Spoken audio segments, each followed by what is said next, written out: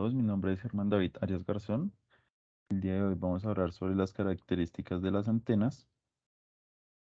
La primera característica es la ganancia. Esa es la característica más importante de una antena. Esto viene a ser la potencia amplificación de la señal.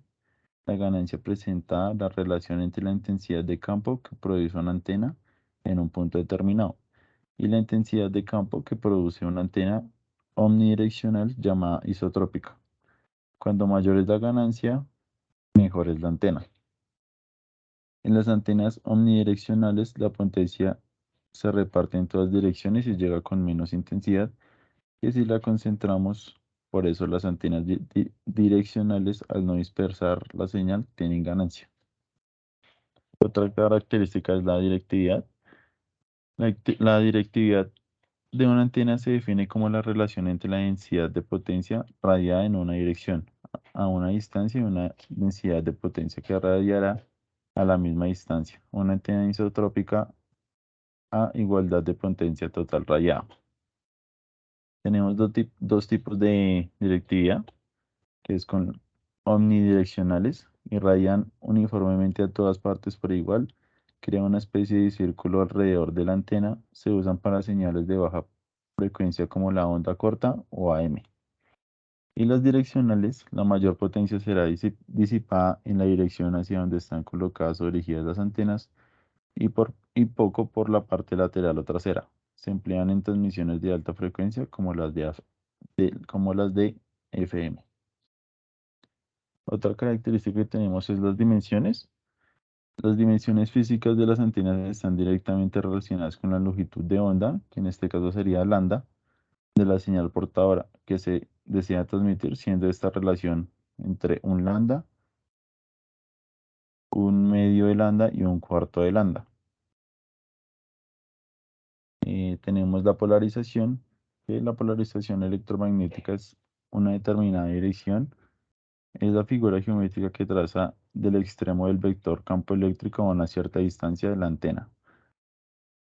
Podemos variar en el tiempo. La polarización puede ser lineal, circular o elíptica, como las tenemos aquí en en estos ejemplos. Aquí sería la polarización lineal, puede tomar distintas orientaciones, horizontal, vertical, de más 45 grados o de menos 45 grados. Las polarizaciones circular o elíptica pueden ser a derechas o izquierdas, dextrogiras o levogiras, según el sentido del giro del campo. Observado alejándose desde la antena, se llama diagrama copolar al diagrama de radiación con la polarización deseada y diagrama contrapolar o corrospolar al diagrama de radiación con la polarización contraria. Aquí tenemos la apertura. En el área efectiva o la sección transversal de recepción, la apertura es una medida de la eficacia de una antena para recibir la potencia de radiación electromagnética como las ondas de radio. Es el área efectiva o la sección transversal de la apertura y se define como el área orientada perpendicularmente a la dirección de una onda electromagnética entrante que interceptaría la misma cantidad de energía de esa onda que la produce la antena que la recibe. Y aquí tenemos la relación delante-atrás. Es aquí como vemos en este ejemplo. Este es un parámetro que se define como la relación existente entre la máxima potencia radiada en una dirección geométrica y la potencia radiada en la dirección opuesta a esta. Cuando esta relación se refleja en una gráfica con escala en dBs, el ratio o Framback es la diferencia en dBs entre el nivel de la máxima radiación y el nivel de radiación a 180 grados. Este parámetro es especialmente útil cuando la interferencia hacia otras es criticada en la elección de la antena que vamos a utilizar. Aquí tenemos otra característica que es la eficiencia, que nos va a producir pues las antenas que queremos con los parámetros establecidos. Entonces aquí tenemos que la eficiencia de una antena se refiere a la potencia suministrada a la antena y la potencia radiada o disipada dentro de la antena. Una antena de alta eficiencia a la mayor parte de la energía presenta en la entrada de la antena irradiada. Una baja eficiencia de antena tiene la mayoría de la potencia absorbida en pérdidas dentro de la antena. El ancho de banda de la antena se define como el rango de frecuencias sobre las cuales la operación de la antena es satisfactoria. Esto por lo general se forma entre los puntos de media potencia, pero a veces se refiere a las variaciones en la impedancia de entrada de la antena. Y aquí tenemos la impedancia y resistencia de radiación.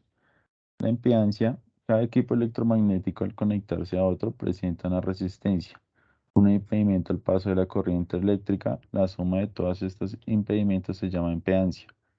El ohmio es la unidad de medida de las impedancias y este es su símbolo. En radio se trabaja con una impedancia de 50 ohmios, en video generalmente con 75 ohmios.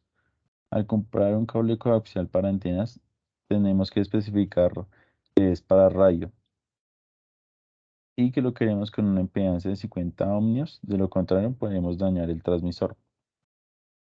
La resistencia de radiación, si se reemplaza la antena por la resistencia de radiación, estaría su trabajo, es decir, disiparía la misma cantidad de potencia que la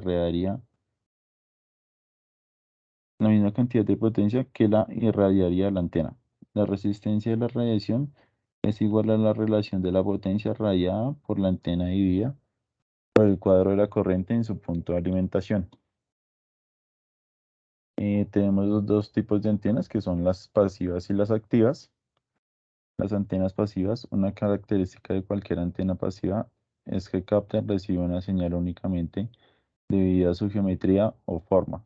En consecuencia, cuanto mayor sea el área de dicha antena, más segura estará la señal. Aquí tenemos antena activa. Una característica de la antena de tipo activo es que la señal capturada pasa a través de dispositivos de conversión especiales y solo entonces directamente al equipo receptor. Varios amplificadores, supresores de ruido o decodificadores, etcétera, pueden actuar como transformadores. Aquí tenemos la última característica de las antenas que es el ROE. La relación de onda estacionaria o ROE se refiere a a la razón geométrica existente entre el valor máximo y el valor mínimo de la amplitud de voltaje observada en una condición de onda estacionaria eléctrica como sería a lo largo de una línea de transmisión. Este desajuste o desacople produce una potencia reflejada para saber si nuestro transmisor tiene esta potencia indeseada. Se usa en batímetro. Es un medidor que nos permite conocer tanto la potencia directa como la reflejada. Tener un ROE superior a 1,5 watt es extremadamente riesgoso y si el transmisor no tiene un buen sistema de protección, estará en serios problemas. Otra especificación que tenemos del ROE es que el ROE no se presenta solamente en los transmisores de radio. Con cualquier dispositivo de radiocomunicaciones que se conecte a una antena, podemos tener el mismo problema. Por ejemplo, con equipos de radioaficionados, radioenlaces y equipos que poseen Wi-Fi. Y esto sería todo acerca de la relación de las características de las antenas. Muchas gracias.